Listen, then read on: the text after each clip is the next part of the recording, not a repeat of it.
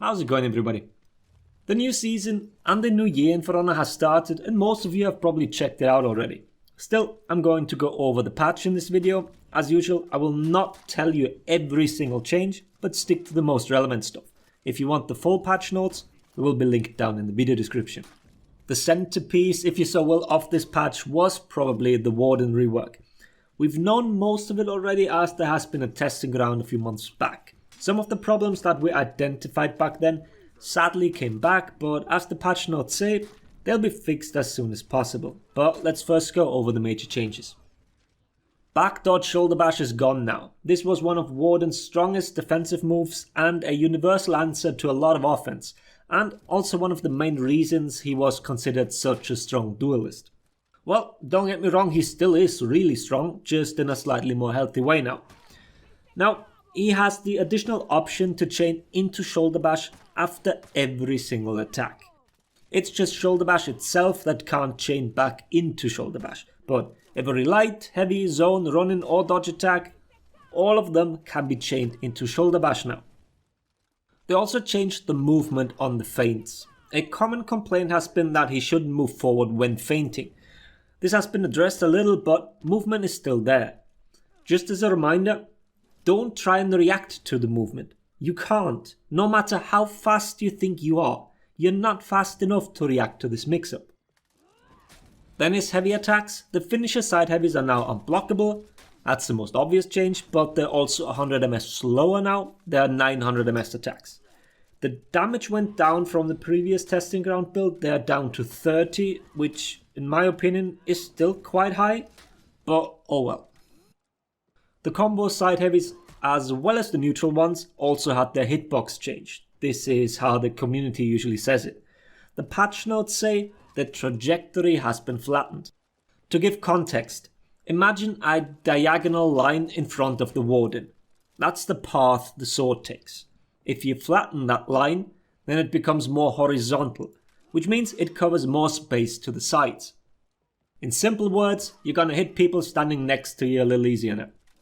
Right side heavies, for example, hit people standing to your left quite reliably, and vice versa with left side heavies. So positioning will be important.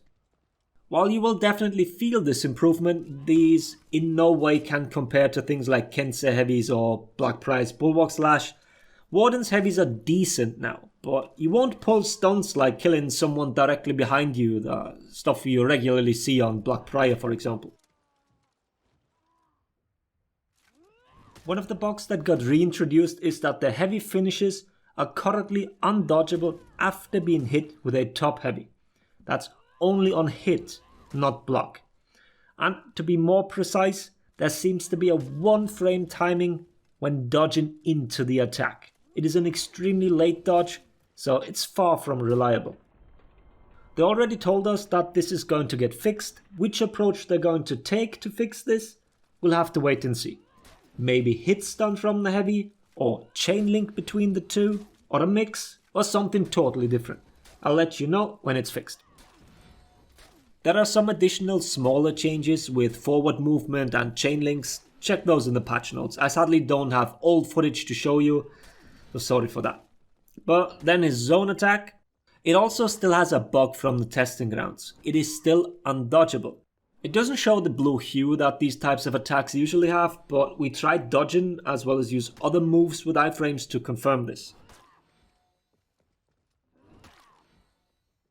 It also had its recovery reduced down to 500 according to the patch notes, which is extremely low. This makes it one of the least risky zones currently in the game. It doesn't quite have the hitbox or range like Warlord, but it comes pretty close.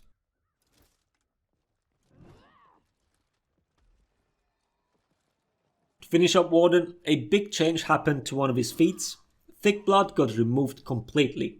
The same goes for Nusha, who also had it, but she has caltrops, so kinda irrelevant on her. The feat they replaced it with is called Thrilling Comeback. When activating Revenge, it heals for 20 HP. It's an instant heal and not over time. It also does not cleanse bleed. As you can see, my shield is going down from the bleed that has been applied before.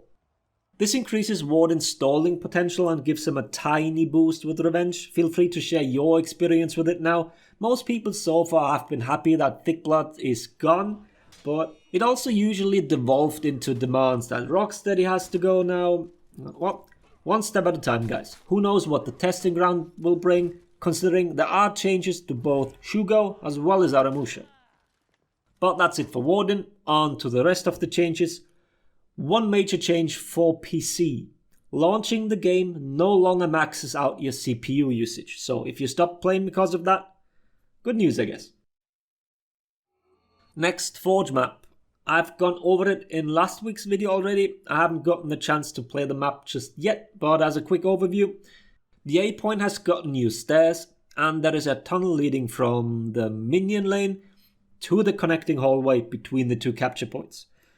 And then the lighting changed. Let me know if you played the map already and if you feel the differences in terms of how the map plays out.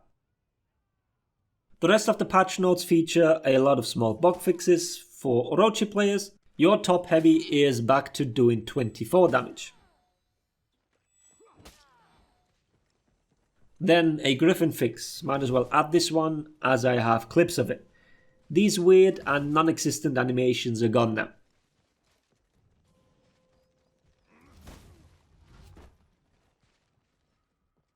Then a fix for simultaneous guard breaks. Previously, you had to press guard break again to counter it.